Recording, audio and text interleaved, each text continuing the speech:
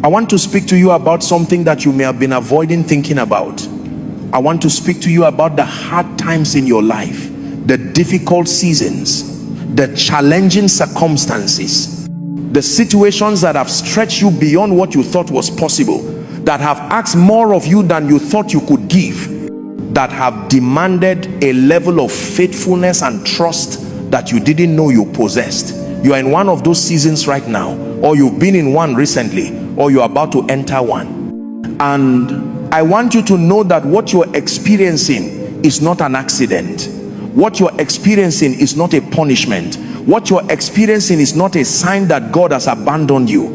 What you're experiencing is actually the hand of God at work in your life, shaping you, molding you, building something in you that could only be built through difficulty. Maybe you're facing financial pressure right now. Maybe the bills are piling up and you don't know how you're going to pay them. Maybe you've lost income or faced unexpected expenses and the pressure is real and immediate.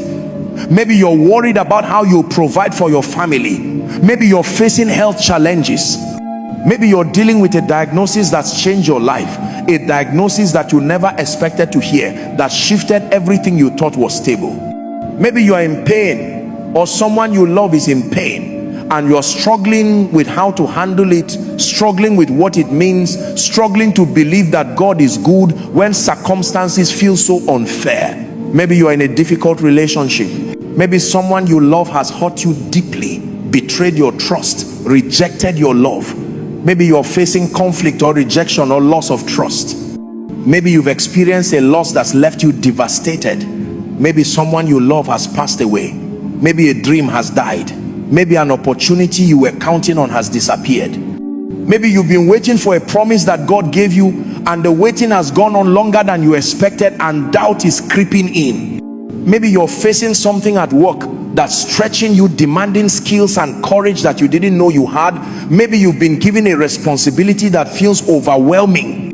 Maybe you're waiting for something, waiting for a promise to be fulfilled, waiting for a breakthrough, waiting for direction, and the waiting itself has become hard. The waiting tests your patience.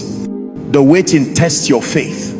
The waiting tests your ability to trust when you can't see the outcome. And maybe you're dealing with inner struggles, doubts, fears, emotional pain that you've never told anyone about. Pain that you carry alone, that weighs on you, that affects how you see yourself and your future. Pain that makes you question whether you have what it takes to continue on this path. Whatever your hard time is, I want you to know that it's not meaningless. It's not random. It's not just bad luck or unfortunate circumstances. It's not the result of some cosmic mistake or divine forgetfulness. It's the hand of God. It's the intentional, purposeful hand of a God who loves you, who sees you, who hasn't forgotten about you, and who is using this difficulty to shape you into who he created you to be. This is not the narrative that our culture tells us. Our culture tells us that hard times are to be avoided at all costs. Our culture tells us that a good life should be a life without difficulty, a life of comfort and ease and constant pleasure. But that's not what the Bible teaches us. That's not what the examples of scripture show us, and that's not what the reality of human development shows us. Many of us have been taught that the Christian life should be easy. We've been told that if we just believe hard enough, if we just have enough faith, if we just pray the right prayers, then God will remove all our difficulties and will live a life of constant comfort and ease. But that's not what the Bible teaches. That's not what the examples of scripture show us. The Bible teaches us that hard times are actually an essential part of God's plan for our lives. Hard times are not interruptions to God's plan. Hard times are part of God's plan. Hard times are the tools that God uses to shape us, to strengthen us, to develop in us the character and the faith and the resilience that we will need for our destiny. Think about it this way. If you wanted to build something strong, something that could endure, something that could handle pressure and stress and weight, you would not use soft, weak materials. You would use materials that have been tested, that have been refined, that have been strengthened through heat and pressure. In the same way, God is using the heat of difficult circumstances to refine you, to strengthen you, to develop in you qualities that could only be developed through difficulty. This is not punishment. This is the loving hand of a father who knows what you are capable of and who is committed to developing that capacity in you. So I want to invite you into a different perspective on your hard times. I want to invite you to see them not as obstacles to your destiny, but as the pathway to your destiny. I want to invite you to see them not as punishment, but as preparation. I want to invite you to see them not as God being absent, but as God being deeply involved in shaping you into who He created you to be. And as you learn to see your hard times this way, as you learn to understand the purpose behind the difficulty, you're going to be able to navigate them differently. You're going to be able to move through them with faith rather than fear.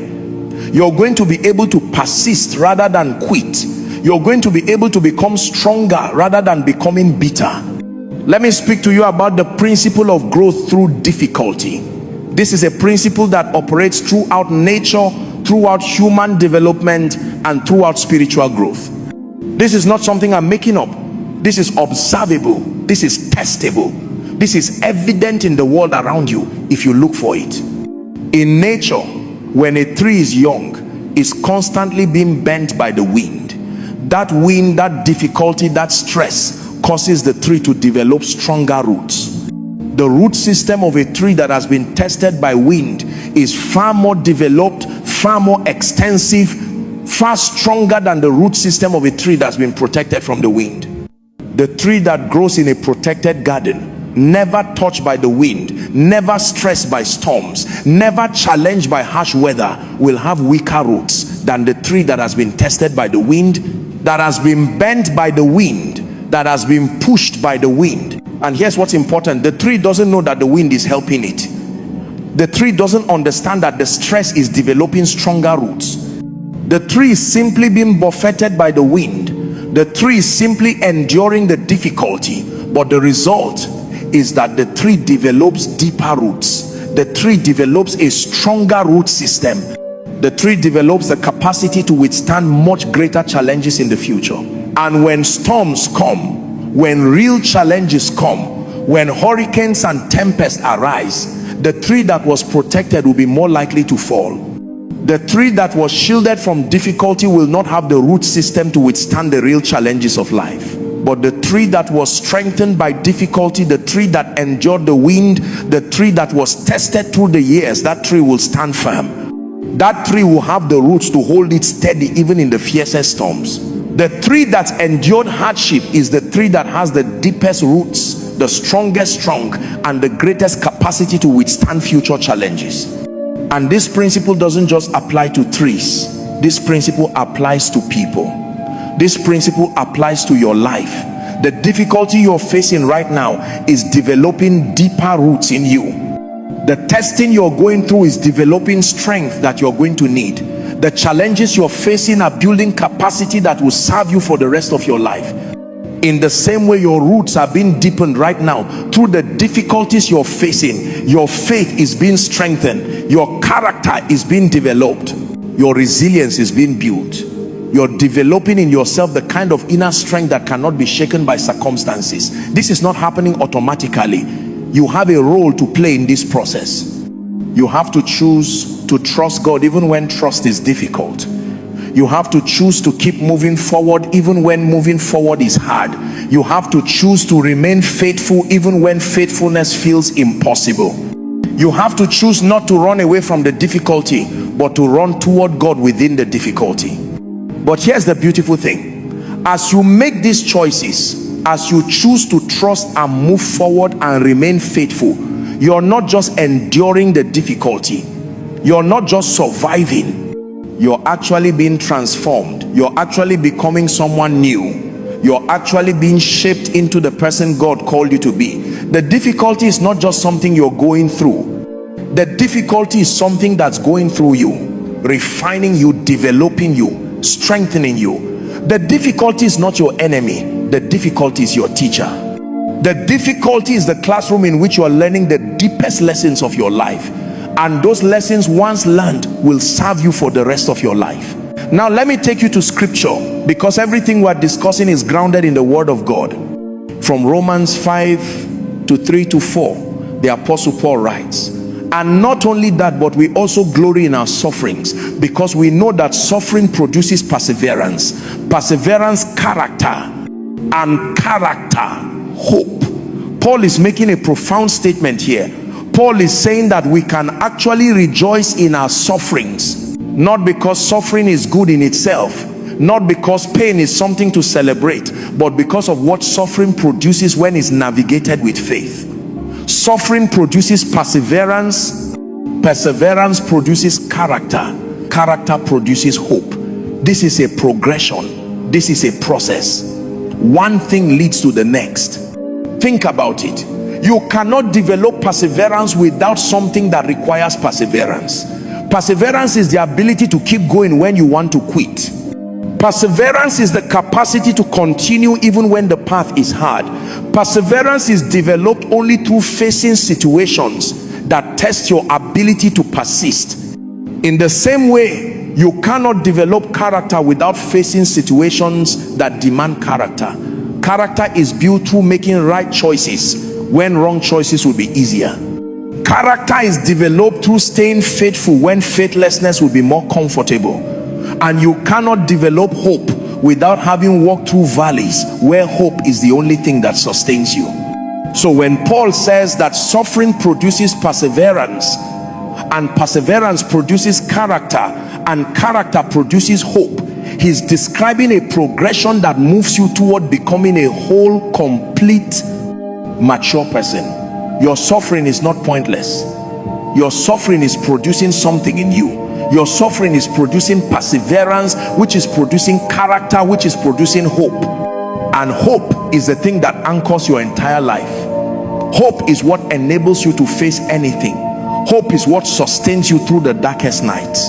And you cannot have the kind of hope that Paul is talking about without having walked through suffering. From James 1:2-4, James writes, consider it pure joy, my brothers and sisters, whenever you face trials of many kinds, because you know that the testing of your faith produces perseverance. Let perseverance finish its work, so that you may be mature and complete, not lacking anything. James is saying something similar to Paul. James is saying that trials test your faith, and the testing of your faith produces perseverance, and perseverance is allowed to finish its work so that you can become mature and complete. Notice the word mature. Maturity is not something you attain just by living longer. Maturity is not something that comes automatically with age. Maturity is something that's developed through facing challenges, through being tested, through persisting through difficulty. A person who has never faced difficulty cannot be mature. A person who has lived a life of ease, who has never had their faith tested, who has never faced real challenges, cannot have the kind of depth that maturity brings. But a person who has walked through valleys, who has faced challenges and persisted through them, who has seen their faith tested and remained faithful, that person develops a maturity that is solid, that is real, that is unshakable. That person has wisdom that comes from experience. That person has strength that comes from persistence. That person has faith that is not theoretical but is lived, practiced, proven. And James says that when perseverance finishes its work, the result is that you're mature and complete, not lacking anything.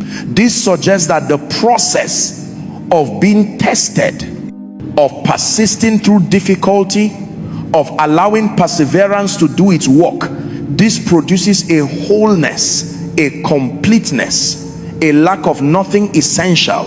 You're not left with gaps in your character. You're not left with weaknesses that would undermine your life. Instead, you become complete, you become whole, you become someone who has what it takes to handle life with grace and strength.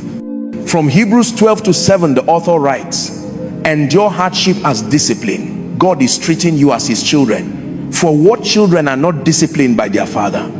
The word discipline here doesn't mean punishment in a negative sense. Discipline means training. God is training you. A loving father trains his children. A loving father doesn't leave his children untrained and unprepared for life. A loving father trains them, sometimes through difficulty, so that they can handle life and handle it well. From 1 Peter 1:6 to 7, Peter writes, in all this you greatly rejoice, though now for a little while you may have had to suffer grief in all kinds of trials. These have come so that the proven genuineness of your faith, of greater worth than gold, which perishes even though refined by fire, may result in praise, glory and honor when Jesus Christ is revealed. Peter is using the metaphor of gold being refined by fire. When you refine gold, you put it in the fire. The fire burns away all the impurities.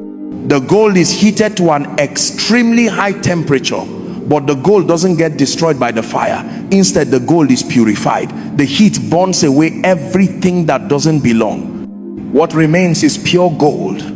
Gold that's more valuable than it was before the refining process. Gold that's proven to be genuine. In the same way, your faith is being refined by the fire of difficulty. The heat of your circumstances is burning away things that don't belong in your life. The pressure is revealing what's genuine in your faith and what's not. The testing is showing you what's real and what's just surface level. And when this refining process is complete, what remains is pure faith, proven faith, authentic faith, faith that has been tested and found to be genuine. And Peter says that this genuine faith is of greater worth than gold, which perishes even though refined by fire. Think about that. Your faith refined through difficulty is worth more than physical gold. Gold is temporary. Gold can be lost. Gold can be stolen. But your refined faith is eternal. Your proven faith will last forever. Your genuine faith is something that cannot be taken from you. And this is what the trials are producing in your life. This is what the heat and the pressure are creating. They are creating faith that's valuable, that's real, that's proven, that's genuine. And Peter says that the result of this is that when Jesus returns, your faith will result in praise, glory and honor. Your endurance through difficulty, your faithfulness through trials, your persistence in believing, even when belief is hard, this will receive praise from God. This will result in glory. This will bring honor. Your perseverance through hard times is not meaningless. It's not unnoticed. It's not unappreciated.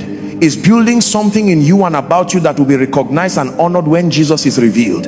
From 2 Corinthians 12 to 7 to 10, Paul writes about his struggle. Paul says, therefore, in order to keep me from becoming conceited, I was given a thorn in my flesh, a messenger of Satan, to torment me. 3 times I pleaded with the Lord to take it away from me. But he said to me, my grace is sufficient for you, for my power is made perfect in weakness. Therefore, I will boast all the more gladly about my weaknesses, so that Christ's power may rest on me.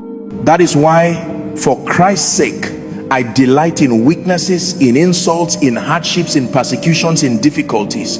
For when I am weak, then I am strong. Paul had something difficult in his life, something he called a thorn in his flesh. Paul begged God to remove it, but God didn't remove it. Instead, God said, my grace is sufficient for you, for my power is made perfect in weakness. What an interesting statement. God's power is made perfect in weakness.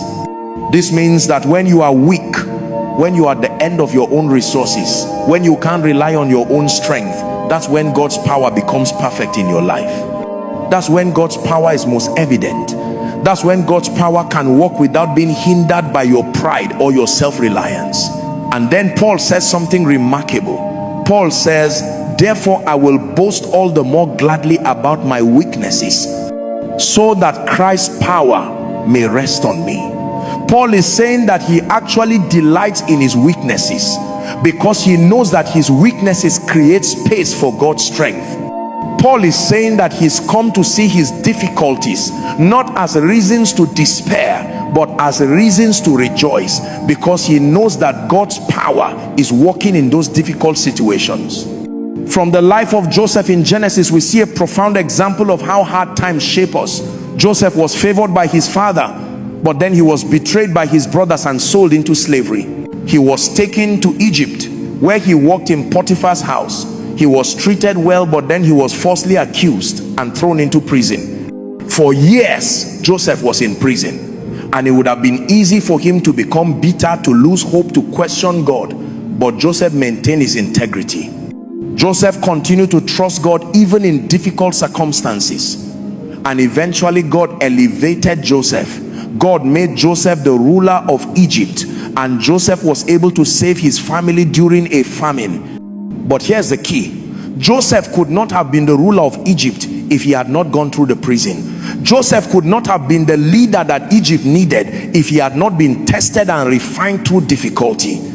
The hard times were not obstacles to Joseph's destiny. The hard times were the pathway to Joseph's destiny.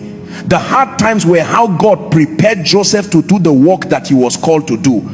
From the life of David, we see another example. David was anointed to be king while he was still a young shepherd, but then he had to flee for his life because King Saul was trying to kill him. David was hunted, David was pursued, David was driven into caves and wilderness places. For years David waited. For years David faced difficulty and danger, but those years in the wilderness were not wasted years. Those were the years when God was building David's faith, developing David's courage, deepening David's relationship with God. By the time David became king, he was not just a young man who had been anointed. He was a man who had been tested, who had proven his faith, who was ready to lead. I want to speak to you about something very important. I want to speak to you about the choice that's before you in this season of difficulty. This is not a passive situation where things happen to you and you're just a victim of circumstances. This is an active situation where you have agency, you have power, you have choice. The circumstances may not be under your control, but your response to the circumstances is under your control, and your response will determine the outcome. You have a choice. You can use this difficulty to become bitter, or you can use this difficulty to become better. You can look at what you're going through and decide that it's unfair, that is wrong, that it shouldn't be happening, and you can allow bitterness to take root in your heart. Or you can look at what you're going through and decide that God is shaping you, that God is developing you, that God is building something in you, and you can allow growth to take place. Both are possible. Both are options available to you, but they lead to completely different outcomes. You can allow this difficulty to harden your heart toward God, or you can allow this difficulty to deepen your trust in God. You can interpret the difficulty as evidence that God has abandoned you, that God doesn't care, that God isn't trustworthy. Or you can interpret the difficulty as evidence that God is working, that God cares enough to challenge you, that God is trustworthy even when circumstances suggest otherwise. Again, both are possible. But one leads toward faith and one leads toward doubt. One leads toward connection with God and one leads toward separation from God. You can quit or you can persist. You can say, I've had enough, I can't do this anymore, I'm giving up. And you can stop believing, stop trying, stop moving forward. Or you can say, this is hard, but I'm going to keep going, I'm going to persist, I'm going to do hard things, I'm going to keep moving forward. The quitting is always available. The option to give up is always there, but so is the option to persist. And persistence is the choice that leads to breakthrough. You can lose faith or you can strengthen your faith. You can allow your circumstances to shake your faith, to undermine your belief, to cause you to question God. Your faith can be weakened by difficulty, or your faith can be strengthened by difficulty. Your faith can be tested and proven. Your faith can be refined like gold in fire and come out pure and strong. But this happens only if you choose to strengthen your faith even in the midst of the testing. You can give up on God's plan for your life, or you can press deeper into God's plan. You can decide that God's plan isn't working, that you're pursuing the wrong thing, that you need to change direction. Or you can decide that you're exactly on the right path, that God knows what he's doing, that the difficulty is part of the journey, and you can press deeper. You can commit more deeply to God's plan, even though it's costly, even though it's hard, even though it's not what you would have chosen. I'm not saying this to judge you. I'm saying this because I want you to understand that you have more power in this situation than you might think you have. You have the power to choose your response. You have the power to choose your attitude. You have the power to choose whether this difficulty will destroy you or develop you. And this power is one of the greatest powers you possess. This power to choose is what separates those who come out of difficulty stronger from those who come out of difficulty weaker. This is what separates those who are developed by difficulty from those who are destroyed by difficulty. Let me speak to you about what it means to do hard things. Doing hard things doesn't mean you have to do them perfectly. You don't have to have it all figured out. You don't have to know the outcome before you start. You don't have to do them flawlessly or without stumbling. Doing hard things doesn't mean you have to do them without fear. Fear can be present. In fact, courage is not the absence of fear. Courage is doing the right thing despite fear. Courage is moving forward even though you are afraid, even though your knees are shaking, even though your heart is pounding. Doing hard things doesn't mean you have to do them without doubt or pain or struggle. Doubt can be present. Questions can be present. You can have doubt about yourself and still do hard things. You can be in pain and still do hard things. You can struggle and still do hard things. Doing hard things simply means you do them. It means you show up even when you don't feel like showing up. It means you keep going even when you want to quit. It means you believe even when belief is difficult. It means you trust even when trust requires letting go of control. And here's what's important: the discipline of doing hard things is something that builds with practice. The first hard thing you do might feel monumental. It might feel like you're using all your strength, all your courage, all your faith. But when you make it through, when you come out the other side, something shifts in you. You build confidence. You prove to yourself that you can do hard things. The next hard thing is slightly easier because you know from experience that you can do hard things. As you continue to face difficulties and continue to persist through them, this becomes who you are. You become someone who does hard things. You become someone who doesn't quit. You become someone who has faith that God will bring you through. You become someone who knows from experience that you can handle more than you thought you could handle. I want to speak specifically about the practices that help you actually do hard things. First, you need to have clarity about your why. Why are you doing this hard thing? What's the deeper purpose? Are you doing it because God called you to it? Are you doing it because it aligns with your values? Are you doing it because someone you love depends on you? Are you doing it because it's the right thing to do? Whatever your why is, keep that in front of you. When you feel like quitting, remind yourself of your why. When the difficulty feels unbearable, go back to the reason you started. Your why is what keeps you going when your energy is depleted. Second, you need to break the hard thing into smaller, manageable pieces. Don't try to do the entire hard thing at once. Don't look at the mountain and try to climb it in one day. Instead, look at the next step. What's the one thing you need to do today? What's the next right action? Focus on that. Complete that. Then move to the next thing. When you break the hard thing into smaller pieces, it becomes more manageable. It feels less overwhelming. You can actually see progress. Third, you need to find people who will support you. Don't try to do hard things alone. Find people who believe in you, who will encourage you, who will remind you of your strength when you're feeling weak, who will stand with you in the difficulty. Community is essential. When you're weak, lean on the strength of others. When you're discouraged, let others encourage you. When you're alone with your struggle, bring it into community. This is not weakness. This is wisdom. Fourth, you need to practice self-compassion. Be kind to yourself during this process. You're doing something hard. That's an accomplishment in itself. You don't need to condemn yourself when you struggle. You don't need to judge yourself harshly when you falter. The struggle itself is part of the growth. Celebrate the small victories. Celebrate the fact that you showed up. Celebrate the fact that you didn't quit. Celebrate the incremental progress even when the overall situation hasn't changed yet. Fifth, you need to maintain perspective. Remember that this hard thing is not your entire life. This season is not your whole story. This difficulty is one chapter in a much longer narrative.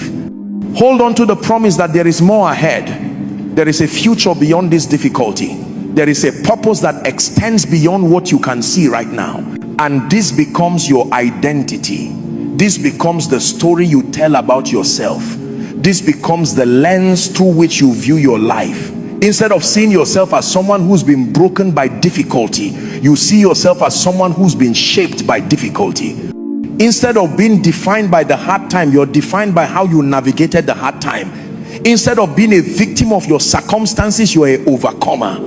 You're someone who faced difficulty and persisted. You're someone who was tested and remained faithful. You're someone who could have quit but didn't. Now, I want to speak to you about something specific. I want to speak to those of you who are in a season right now where you're questioning whether you can continue. You're looking at the path ahead and it feels too long. You're looking at the difficulty and it feels too heavy. You're questioning whether you have the strength to persist. You're questioning whether your faith is strong enough to sustain you through this. You're wondering if you have what it takes to keep going. You're asking yourself if maybe you should just quit. If maybe giving up is the more reasonable response to an unreasonable situation. And you're also questioning whether God is really with you. If God was with you, wouldn't he have removed this difficulty by now? Wouldn't he have solved this problem? Wouldn't he have found a way to make this easier? The fact that you're still struggling, the fact that you're still suffering, the fact that this difficulty is still ongoing, doesn't that suggest that God has abandoned you? Doesn't that suggest that God isn't hearing your prayers? Doesn't that suggest that God doesn't care?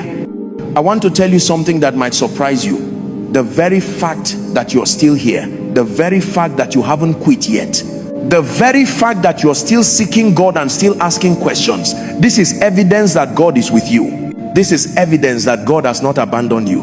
If God had truly abandoned you, you wouldn't have the strength to ask these questions. You would have been crushed. You would have given up long ago.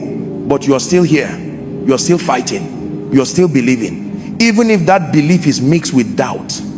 The fact that you're still here is proof that God is sustaining you even when you can't feel it.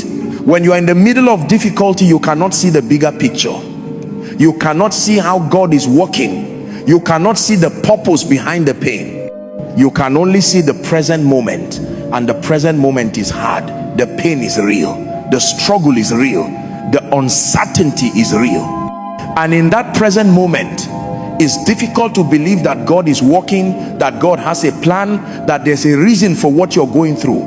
But I want to invite you to trust that there is a bigger picture that you're not seeing right now. There is a purpose behind the difficulty that will become clear in time. There is a plan that God is working out in your life that includes this season of hardship as an essential part. When you're in the middle of difficulty, you cannot see the bigger picture. You cannot see how God is working. You cannot see the purpose behind the pain. You can only see the present moment, and the present moment is hard. But I want to invite you to trust that there is a bigger picture that you're not seeing right now. There is a purpose behind the difficulty that will become clear in time. There is a plan that God is working out in your life that includes this season of hardship as an essential part. Think about it this way.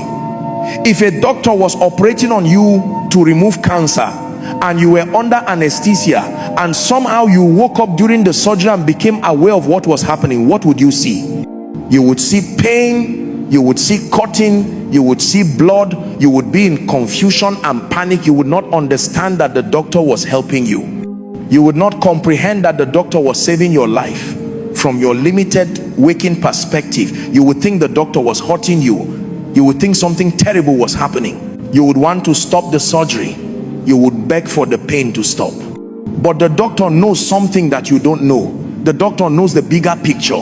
The doctor knows that the pain of the surgery is necessary in order to save your life. The doctor knows that without this surgery, without this cutting and this pain, you would die from the cancer.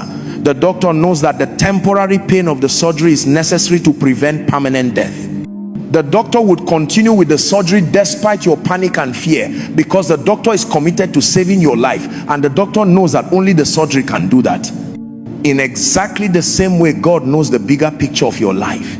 God sees what you cannot see. God understands what you cannot understand. God knows that the difficulty you're facing is necessary in order to shape you, to develop you, to prepare you for your destiny. God knows that without this difficulty, without this stretching and this testing, you would miss out on becoming who God created you to be. God knows that the temporary pain of difficulty is necessary to prevent permanent spiritual stagnation. And God will allow the difficulty to continue, not because God enjoys your pain, but because God is committed to your growth. And God knows that only the difficulty can produce that growth. I want to speak to you about the power of perspective. The way you view your difficult circumstances will determine how you navigate them. If you view your hard times as punishment, you feel condemned and you lose hope. If you view your hard times as obstacles that are keeping you from your destiny, you feel frustrated and angry. If you view your hard times as meaningless suffering and bad luck, you feel despair. But if you view your hard times as the pathway to your destiny, if you view them as the tools that God is using to shape you, if you view them as an opportunity to develop faith that is deep and real and unshakable, then everything changes. Your response to the difficulty changes. Your attitude toward the difficulty changes.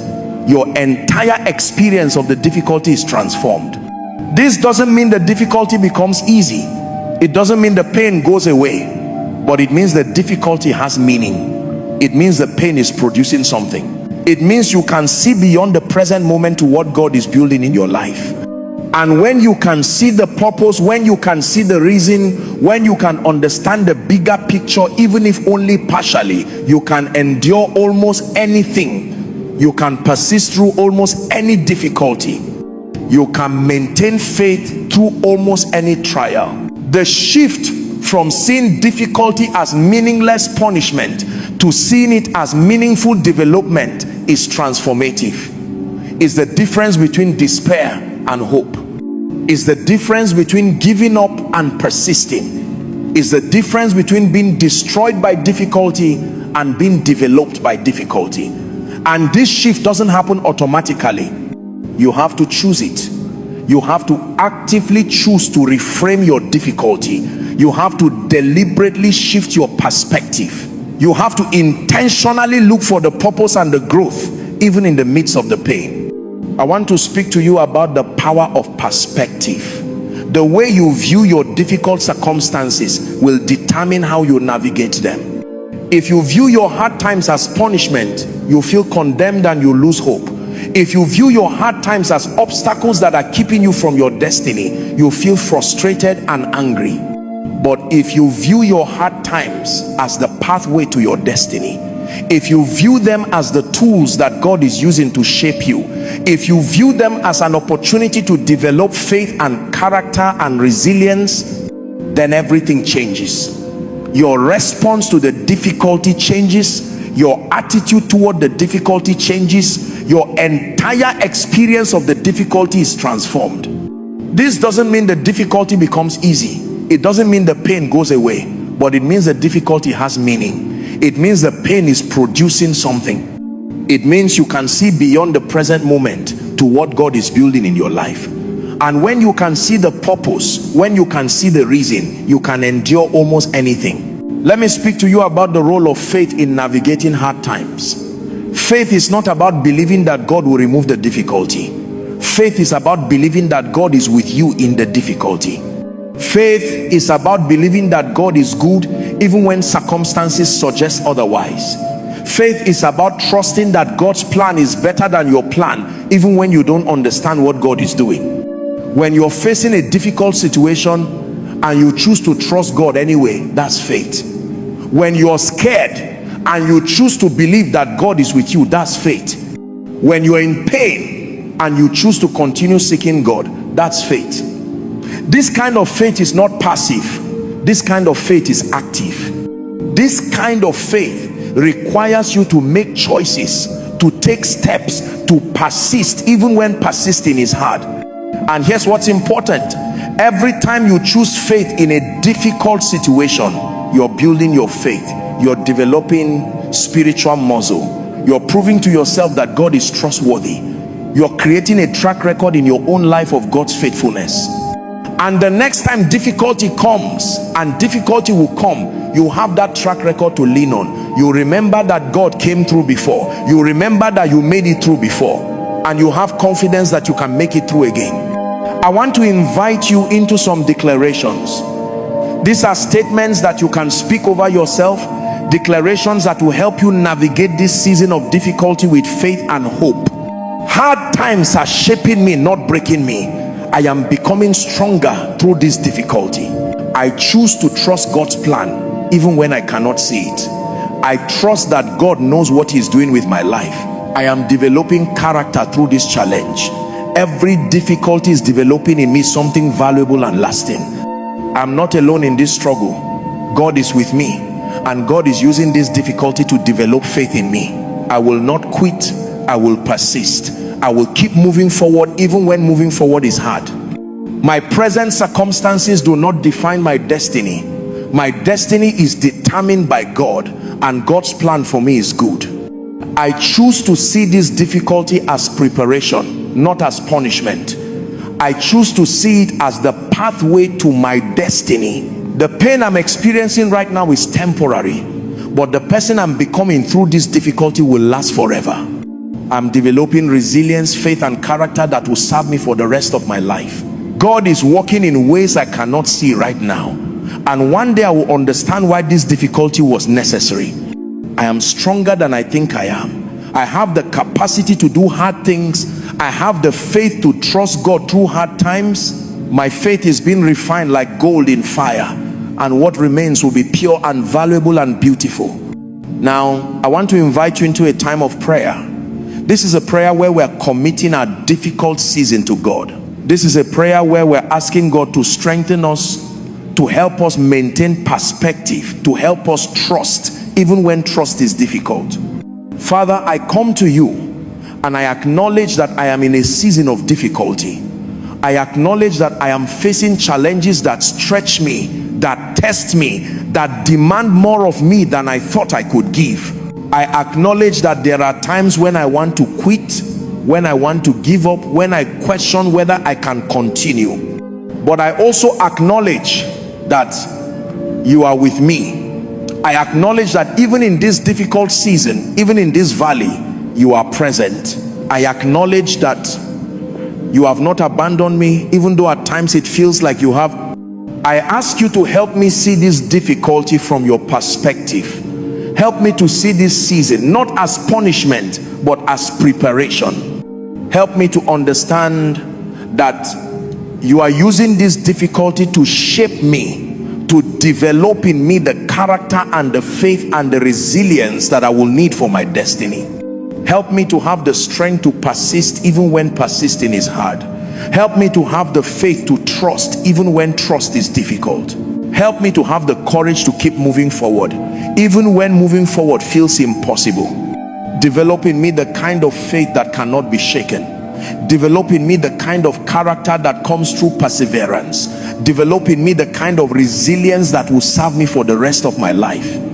And help me to remember in those moments when I'm tempted to quit that you are working. Help me to remember that this difficulty is not meaningless. Help me to remember that this pain is producing something valuable in me. Give me wisdom to know when to persist and when to rest. Give me discernment to know when I'm being tested and when I need to adjust my approach. Give me peace in the midst of this difficulty, knowing that you are working everything together for good. Thank you for using this difficulty to shape me. Thank you for not taking the easy road with me, but for being willing to challenge me, to stretch me, to develop in me the fullness of who you created me to be. Thank you for believing in me even when I don't believe in myself. Thank you for knowing what I'm capable of even when I doubt my own capacity. Thank you for never giving up on me even when I'm tempted to give up on myself. Thank you for seeing who I can become even when I can only see who I am right now. Help me to come out of this season not just intact but transformed. Help me to come out stronger, wiser, deeper in faith. Help me to become someone whose faith is proven, whose character is developed, whose commitment to you is solidified. Help me to become a living testimony to your faithfulness and your power. And help me to extend grace to myself during this process. Help me to be patient with myself as I learn to do hard things. Help me to not condemn myself when I struggle. Help me to understand that the struggle itself is part of the growth. Help me to celebrate the small victories and the incremental progress, even when the overall situation hasn't changed. Thank you for this season, not because it's easy, but because I know it's productive. Thank you for the refining fire, even though the fire is hot. Thank you for the pressure, even though the pressure is intense. Thank you for not leaving me where I am, but for walking with me toward who I'm becoming. Amen. As you move forward from this moment, I want to leave you with this truth. The difficulty you're facing right now is not final. The hard times you are navigating are not your entire story. They are a chapter in your story, but they are not the whole story. And the way this chapter ends depends largely on the choices you make and the faith you exercise during this season. You are more capable than you think you are. You have more strength than you realize. You have the capacity to do hard things. You have the faith to trust God through hard times.